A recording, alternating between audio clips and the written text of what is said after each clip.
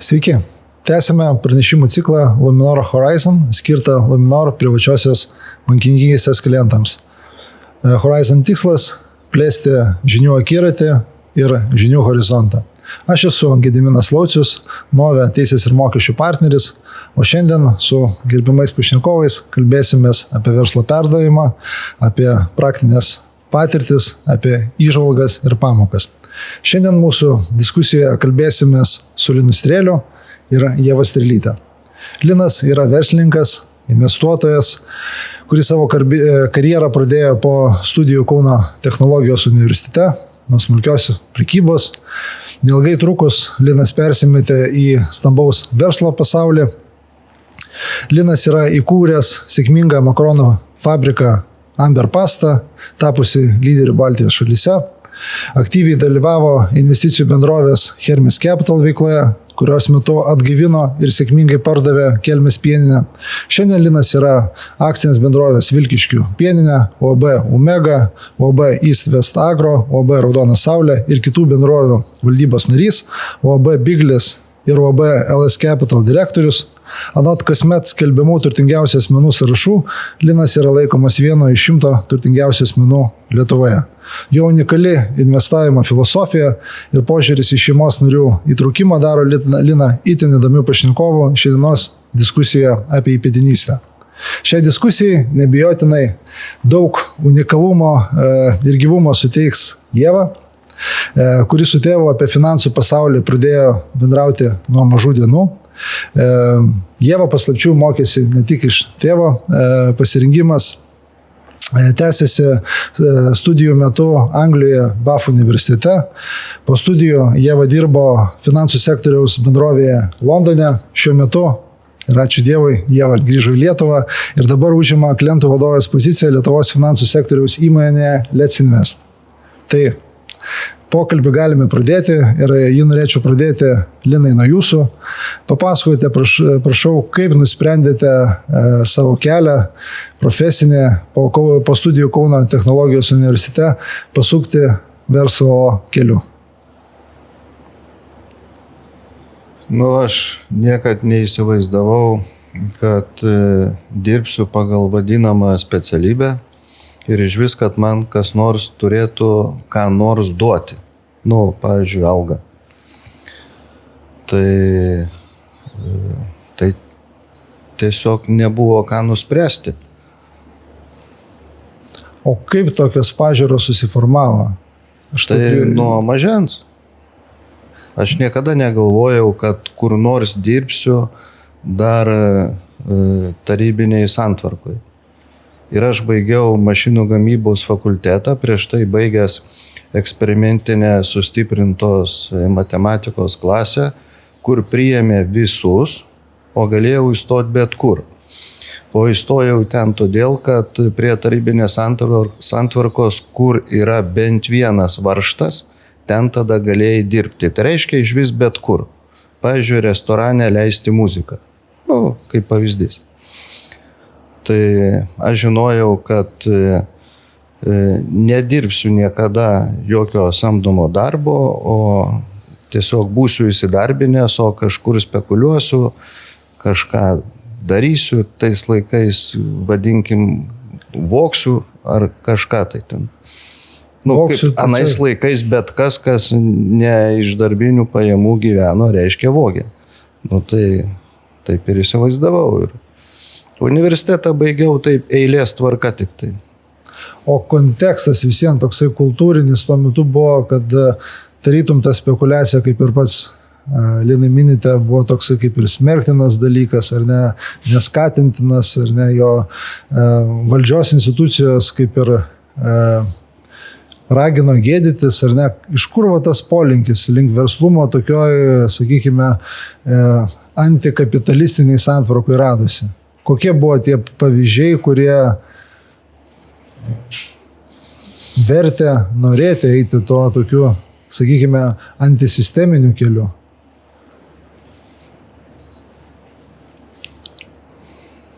Gal taip jau gavosi, kad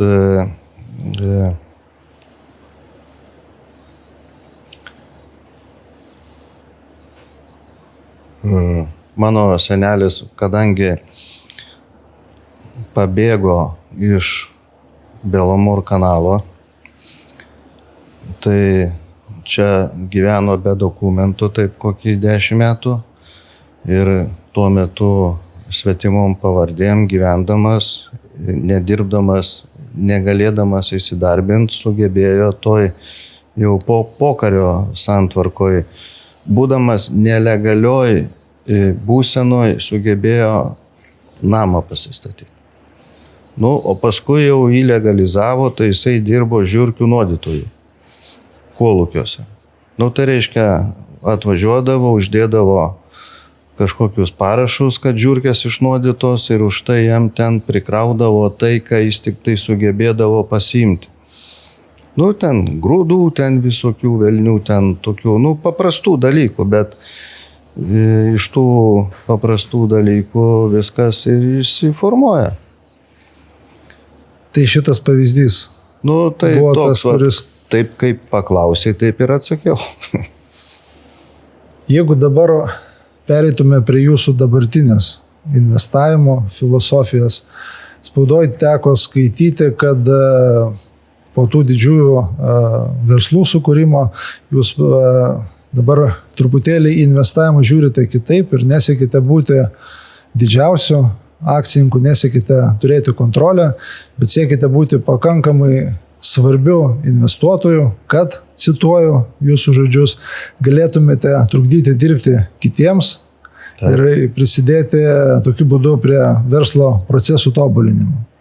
Tai ar tai reiškia, kad dabar truputėlį suku mūsų pokalbį link įpėdinystės planavimo, kad kitai kartai planuojate perduoti ne konkretų verslą, o šeimos kapitalą, kuris bus investuotas į daug skirtingų verslų? Nu, aš taip vėl atsakysiu, taip gal ne visiškai buitiškai. Pirmiausia, tai šitame, atsakant į šitą klausimą, tai reikia pasižiūrėti filmą Šeimos namai Gucci, kur labai aiškiai parodyta istorija, kas yra šeimos verslas. Toliau, reiškia, pasakysiu taip vėlgi galbūt ne visiems priimtinai, bet yra tokia knygutė Mafijos patarimai. Ir ten pačioje pradžioje yra parašyta, kad mafijos verslas yra verslas. Toliau dar yra iššifruojama žodis mafija. Tai yra Mazes and Fazes Italian Association. Tai jeigu nekrautumėm ant to žodžio visų blogybių, tai tada giliau suprastumėm tą visą atsakymą, kad mano supratimu išvis negali egzistuoti toksai dalykas kaip šeimos verslas vienalytis. Prieš tai tuose pavyzdžiuose vienas yra filmas, kita ištrauka iš knygutės. Aš galvoju, kad reiškia šeimos verslas, tai turi būti supratimas plačiai apie įvairiausias investavimo rūšis, apie įvairių įmonių kūrimus, jų valdymus ir jame tokio, kaip čia pasakyti, vidutinio aktyvumo dalyvavime, ką prieš tai tame sakinyje sakei, kad turėtum teisę trukdyti dirbti kitiems. Mhm. Tai reiškia, kad tave turi įsiklausyti. Ačiū Linai už nuostabias mintis. Aš, Ieva, norėčiau tęsdamas pokalbį paklausti tavęs, kokie yra pirmieji prisiminimai apie tai, kai pradėjote bendrauti su tėvu apie finansų pasaulį, kas patraukė link investavimo, link šito tokio sudėtingo, bet tuo pačiu ir labai, labai įdomaus pasaulio. Šiaip tikrai negaliu atgaminti, kada buvo pirmieji prisiminimai, nes jau labai ilgą laiką tai yra toksai kaip iš dalies savaime suprantamas dalykas. Ne tai, kad pats investavimas, bet jo poreikis. Aš atsimenu, nežinau, kiek man metų buvo, kai aš buvau pradinį mokyklų, tai gal kokie 8, kai buvau sustaupęs pinigų iš visokių gimtadienių, sudaužėm taupyklę ir aš jau žinau, kad aš tos pinigus investuosiu. Tai aš nebūtinai tuom džiaugiausi, nes man buvo gaila, bet, toks buvo bendras nusiteikimas. Gal šiek tiek spaudimo iš tėčio gavau, nebūtinai tai yra blogai, tuo metu gal ir liūdėjau, bet, šiaip ilgą laiką kažkur mes investuodam. Ir nebūtinai aš supratau, kur mes čia investuojam, kas čia per akcijos, kas čia per fondai. Pavyzdžiui, galėdom pasirinkti su sese kryptis ir taip toliau, bet tai nebūtinai padarė tą investavimą man tuo metu įdomu. Bet jis buvo toksai gal savas pats jo konceptas. Tai pirmosios patirtis tokios buvo, jos, kaip suprantu, bent jau iš emocinės pusės gana tokios dviprasmiškos, ar ne? Viena vertus, ar ne, kad tenka atsisakyti to, kad tu tą akimirką brangini, savo santaupas, galimybės, ar ne, patenkinti savo tam tikrus vaikiškus norus, ar ne, ir svajonės. Kita vertus, supranti, kad tai darai dėl ateities. Laikui bėgant, kaip tas jausmas keitėsi, kaip dabar atrodo, ar ne, prisiminus tas pirmasis patirtis susijusios su investavimu. Tos pirmosios patirtis gal netaip ir pasikeitė, kaip pasakyti. Dabar tai aišku juokas ima, kai aš atsimenu to tokį liūdėsi, kai aš tos taupyklės pinigus, aš juos žiūrėjau ir galvoju, o Jėzus, dabar visus reikės man juos investuoti ir aš iš jų nieko negaliu nusipirkti. Bet aišku, supranti, kad tai yra gerai, nes tai moko žmogų galvoti ilgalaikesniai perspektyvai. O pats gal požiūris ir investavimą, tai aš manau, kad jaunam žmogui investavimas dažnai nebus įdomus tol, kol jisai pats neprims sprendimų, pats neturės galimybių prarasti, uždirbti, priimti sprendimus. Tas mokomasis periodas, jisai, man atrodo, turi būti labai praktinis. Ir aš pati, pavyzdžiui, pradėjau aktyviai investuoti antram universiteto kurse.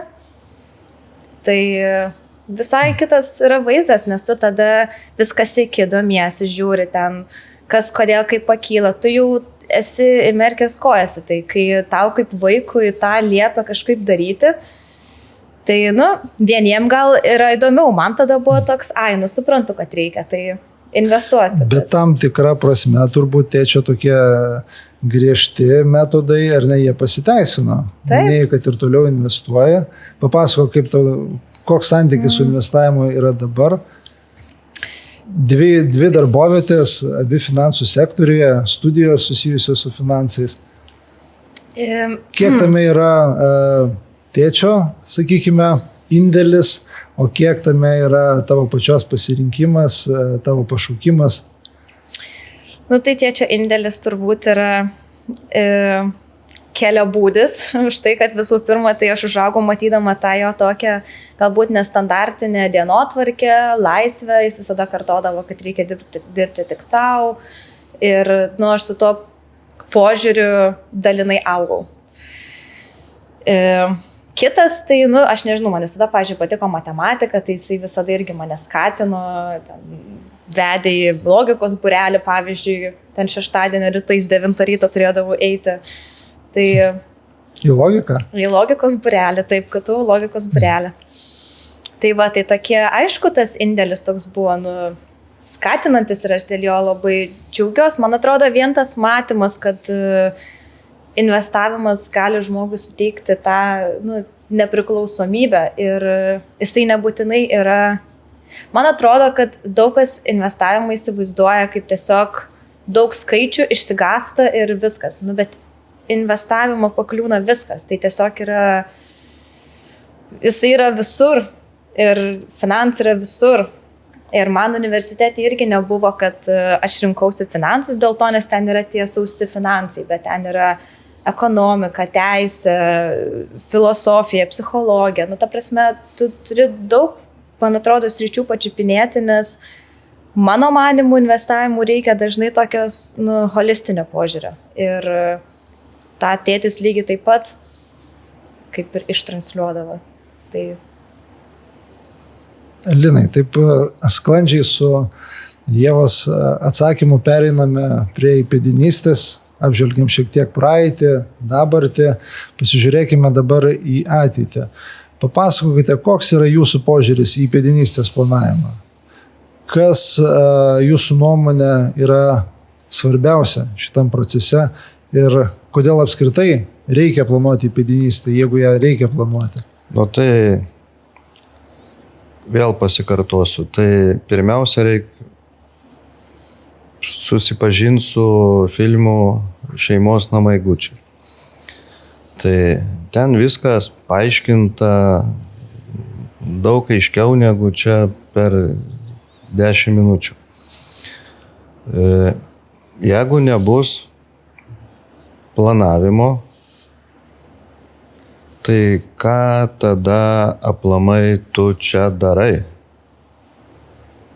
Ką, eini uždirbti pinigų? Tai tas, kas eina uždirbti pinigų, dar niekada nieko neuždirbo.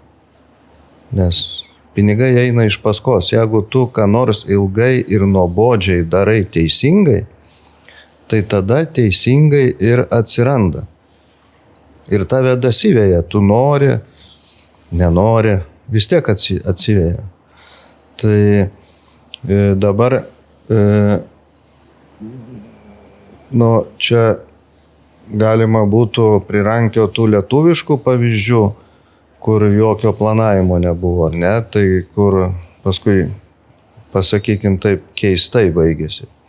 Dabar čia neįsivelsim, neminėsim ir kvailai atrodys, jeigu čia minėsim. Bet aš galvoju, kad įpėdinystę reikia planuoti panašiai šiais jau kapitalizmo laikais, tai panašiai nuo Ievos amžiaus. Tai tokie čia mes atsilikę dar esam tame. Aš tai mintyse planuoju tai kokį 10 metų, taip aktyviau kokius 4, ten tas procesas ganėtinai sunkus, nes tai yra kūryba. Jau galiu šito vietoj patikslinsiu, jau Ievai reikėtų pradėti planuoti įpėdinystę. Taip. Aš taip galvoju. Bent galvoje kurti kažkaip kažką. O jeigu viską kartu sudėsim, šeimos lygyje kažkam patariant ir padedant į šeimos verslo konstituciją, tai bus daug lengviau į ateitį ir bus toks, čia man patiko, Ieva pavartojo žodį holistinis požiūris. Tai turbūt to ir reikia vadovautis. Gal, Linai, galėtumėte truputėlį plačiau mums papasakoti apie jūsų šeimos patirtį? Minėjote, kad pradėjote galvoti prieš 10 metų. Kada pradėjote pirmuosius tokius apčiuopiamus konkrečius veiksmus? Ką iki šiol kaip šeima esate atlikę? Minėjote šeimos konstituciją. Kaip sekėsi ją rengti? Tai pradėjom tą dalyką, praktinius darbus prieš covidiniam laikotarpį, tai 5 metai atgal, ar ne? Paskui covidas čia sustabdė, nes tai reikalingi gyvi susitikimai su įvairiais žmonėm ir gyvi pokalbiai, ginčai. Tai dabar vėl esam atgaivinę tą ir tą darom. Kiek tai tęsis, aš negaliu pasakyti, taip norėtųsi kažkaip tai užbaigti dar per 5 metus. O pats įpėdinystės procesas, kaip jūs galvojate, ar jis turi pabaigą? Ar įmanoma užbaigti? Ne, jisai tiesiog turi būti padarytas toks dokumentinis įvadas į ateitį iki pasaulio pabaigos. Ir paskui numatytos kaip čia pakeitimų galimybės. Nes ką mes žinom, kas už 100 metų, už 300 metų bus, nes tai nėra, mano supratimu, įpėdinystė nėra 100 metų klausimas. 100 metų klausimą dar galima sukontroliuoti, bet kaip aš sakau, iki pasaulio pabaigos tai yra toksai, sunkiau jau suprantamas dalykas. Dalis žmonių apskritai apie ateitį nemąsto. Ir galvoju, kad po manęs nors ir tvanas. Deja, taip, kaip jūs ir minėjote, yra tokių pavyzdžių ir Lietuvos verslo istorija. Dalis galvoja apie savo artimiausius įpėdinius, ar ne, apie antrą kartą, apie savo vaikus. Iš jūsų girdžiu, kad jūs mąstote toliai į priekį. Jau seniai kalbatės su Ieva, su kita savo dukra, Greta, taip pat užsiminėt, kad jau Ieva turėtų galvoti, tai kaip toli jūs žiūrite į priekį ir koks yra jūsų šeimos įpėdinystės planavimo tikslas?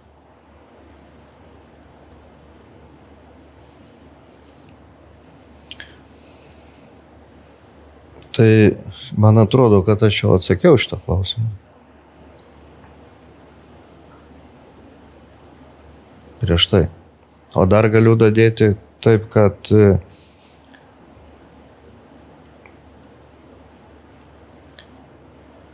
jeigu matai danguje žvaigždę,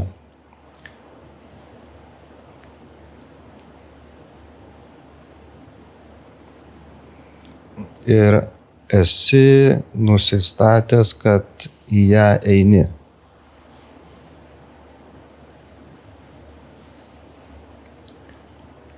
Tu niekada ten nenueisi, bet tu turi kryptį. Aš iš vis galvoju, kad ko nors darimas be krypties, tai yra, toks, tai geriau tada prie stalo atsisėsti ir alaus išgerti, negu kad ko nors darimas be krypties. Supratau, gilus atsakymas iš tiesų. Tai tas įpėdinystės planavimas tai yra tam tikra kryptis, ar ne? Savo pačiam, savo šeimai, įpėdiniams, būsimoms kartoms, turbūt, kurių dar ir nėra šiam pasaulyje. Tam tikra filosofija tai yra. Ieva, kaip tu jautėsi, kai vieną dieną Linas pas tave atėjo ir pasakė, kad planuosime įpėdinystę, kad tomis temomis nuo šiol su tavimi ir su tavo seserimi bendrausime daug, kad turėsi įsitraukti tą procesą?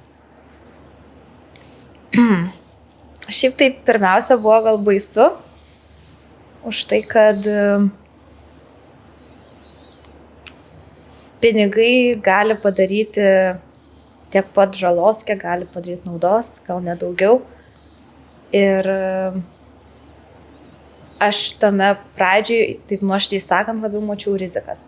Man yra labai baisu, kad kažkokie ateities strėlė ir strėlytės ir ten kiti susipyks dėl ten kažkokių paveldėjimų, dar kažkas. Baisu tą šeimai tai velti, nes jeigu nėra to tokio tęstinumo, tai gali jisai toks, net nežinau kaip čia išsireikšti. Kai tu jau sukuri šeimos konstituciją, tai kad žmonės bus į tai įtraukti yra didesnė tikimybė. Ir mano pirminiu požiūriu tai didino tikimybę ginčių, pykčių, dar kažko. Pats planavimas ir kalbėjimas apie tai. Net ne tai, kad planavimas, bet ta pati idėja, kad bus toksai solidesnė įpėdinystės struktūra. Jis automatiškai stipriau įtrauks tas ateities kartas, žmonės. Ir aš bijau, kad tas įsitraukimas ir priverstinis galvojimas apie paveldėjimą kažkaip gali privesti prie pykčių. Ir iš to ateina labai didelė atsakomybė šitame žingsnėje. Bet iš tikrųjų tai tose visose pokalbiuose tu pajauti, kad kadangi ta atsakomybė yra labai didelė, tai tie pokalbiai yra ilgi, juose mes pykstamės, jau pradedi vartyti akis ir jau nebeturi energijos, bet tu supranti, kad jeigu tu dabar nekovosi už savo kažkokius įsitikinimus, tai jie gali toj konstitucijai neatsispindėti. Tada tu vėl turi už juos įt kovoti. Ir toksai yra šiaip įdomus procesas, labai daug yra tokių priešingų krypčių, procesų. Pavyzdžiui, turi bandyti tą konstituciją padaryti labai racionalią, bet tuo pačiu metu suprasti, kad žmonės niekada racionaliai nesielgs. Po to, tarkim, žiūrėti į priekį, kad jinai tiktų visiems, bet ją padaryti tokią, kad tu pats ją taip nuoširdžiai tikėtum, kad 100% darysi viską, kad jinai veiktų, kai jinai jau bus gatava. Dabar gatava tokia. Ir daug tokių labai dalykų prisikuria, bet man atrodo, aš labai džiaugiuosi, kad pirminė mintis buvo baimė, dėl to, nes iš baimės atėjo atsakomybė. Taip, ko pasakysiu. O kaip tu įsivaizduoji, koks yra vaidmuo, sakykime, to pirmosios kartos atstovo, kuris neretai inicijuoja tą procesą, ir kokia yra atsakomybė, ir kokia rolė yra antros kartos atstovo? Ar tas procesas turėtų būti lygiavertis, demokratiškas, kaip jūsų šeimos atveju buvo, kaip tas procesas vyksta dabar? Aš iš tikrųjų manau, kad pas mus jisai vyksta labai demokratiškai. Per daug demokratiškai. Jo, bet šiaip pasakyčiau, kad tikrai gana demokratiškai vyksta, tiek manęs, tiek sesės tėtis klauso pakankamai įdėmiai netgi ir atrodo nepamiršta, ką mes pasakom. Ir mes tengiamės tėčio klausyti ir suprast. Nes čia tas yra, kad tu turi ne tik klausyti, tu turi suprast. Tas bendras pasiektas kompromisas, jisai yra svarbiausias ir jisai net ne tai, kad turi būti kompromisas. Kad, tai gerai, man čia tinka. Bet tu turi vis tiek tikėti. Visi turi priimti sprendimą, kuris visiems tinka. Nes kitaip iš to nieko nebus, nes kitaip jinai neveiks. Tai aš manau, kad jis turi būti labai demokratiškas ir įtraukti visus. Ir kas, jeigu ne mes, po to mokysim savo vaikus, kodėl tai yra svarbu. Ir čia yra ne tik pinigų perdavimas, čia yra kuri tokia kaip filosofija. Vertybių. Transliacija. Požiūrį. Taip.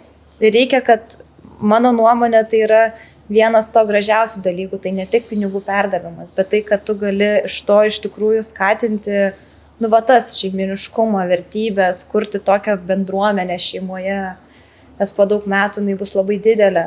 Ir tai Ieva, taip noriu paklausyti tokį ir asmeniško klausimą ir iš dalies jau girdžiu atsakymą. Tas procesas pats, kokios jis įtakos turėjo bendrai šeimos narių santykiams, tarpusavio santykiams? Ar apskritai turėjo kokios įtakos? Negaliu atsakyti, ar pas procesas turėjo įtakos būtent šeimos santykiams. Gal, pavyzdžiui, mano ir ten sesės santykiams neturėjo, nes mes vieną kitą pakankamai gerai pažįstam, bet, pavyzdžiui, diskutuojant apie vertybę su tėčiu, tai nežinau, ar tai yra įtaka santykiams, bet aš, pavyzdžiui, man buvo labai įdomu klausytis iš tėčio pusės jo požiūrių, jo vertybių, kaip jis ką pagrindžia, ką atsako. Tai šiaip man atrodo, kad niekas dažnai nesusimąsto šiaip šeimoje apie tokius dalykus pasišnekėti. Kas jūsų to vertybė? Ar jautiesi, kad truputėlį geriau pažinai savo tėvą? Dėka to, kad pradėjot tokiamis temomis kalbėtis? Gal šiek tiek taip, šiek tiek daugiau. Iš tikrųjų tai yra labai įdomus procesas. Ir tu kodėl galbūt tai ypač džiugina, nes tu supranti, kad tai kažkada gal privers ir tavo ateities kažkokius ten šeimos narius irgi apie tai kalbėtis, nes tai yra svarbu. Ir kartais tai atrodo taip, dabar mes čia diskutuosim, kokios čia top 5 šeimos vertybės, kažkokia nesąmonė. Bet nėra nesąmonės, nes iš tos diskusijos išeina labai daug svarbių tokių momentų.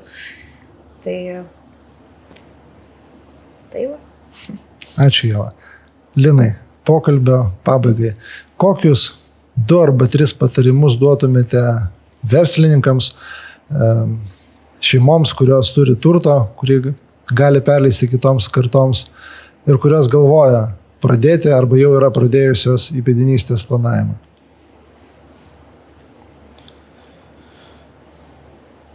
Čia toks klausimas tam vadinamam verslininkui, kuris jau yra susiformavęs, tu ne kažką ten gali duoti patarimų, jisai pats jau turi būti susiformavęs. Aš gal geriau patarimą galėčiau duoti žmogui, kuris yra tarp 20 ir 30 metų amžiaus ir kuris turi pradėti dabar galvoti apie ateitį savo šeimos į priekį 1000 metų ir taip toliau.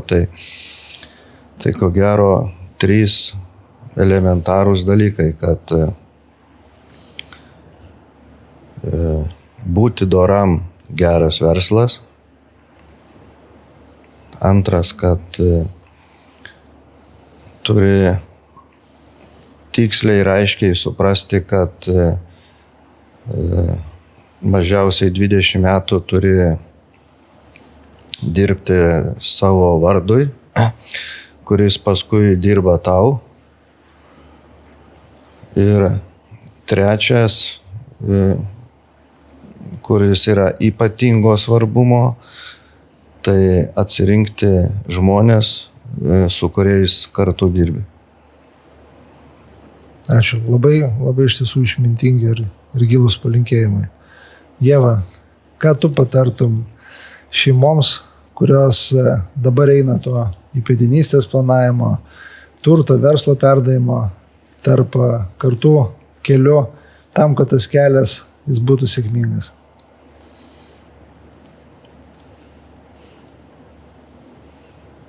Per daug neužsiciklinti ties savim ir suprasti, kad tu kuri kažką, kas turi tikti ir ateities kartoms ir turi tikti tavo kitiems šeimos nariam, bet tuo pačiu metu nagais ir ragais kovoti už tas dalis, kurios tavo atrodo svarbiausios.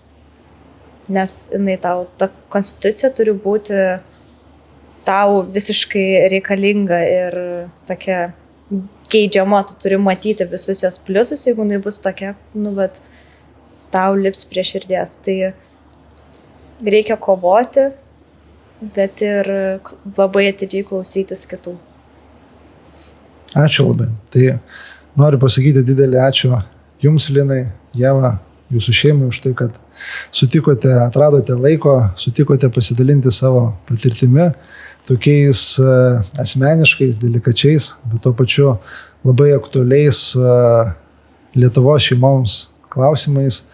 Aš Jums asmeniškai noriu palinkėti didžiausios sėkmės, ne tik planuojant įpėdinystę, bet ir tą sukurtą įpėdinystės planą įgyvendinant. Ačiū labai gerbiamiems klausytojams.